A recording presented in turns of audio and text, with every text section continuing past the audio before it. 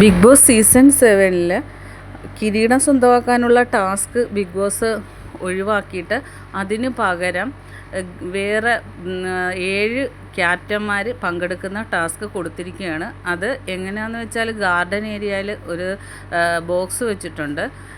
ഇവരുടെ കയ്യിൽ ഒരു സ്റ്റിക്കിനകത്തിൻ്റെ മുകളിൽ ഒരു ട്രേ ഫിറ്റ് ചെയ്തിട്ട് അതിൻ്റെ പുറത്ത് കുറച്ച് ബോൾ വെച്ചിട്ടുണ്ട്. ആ ബോള് താഴെ വീഴാതെ ഏറ്റവും കൂടുതൽ ബോൾ കൊണ്ട് ബോക്സിൽ നിക്ഷേപിക്കുന്നതാരാണോ അവരാണ് വിജയി.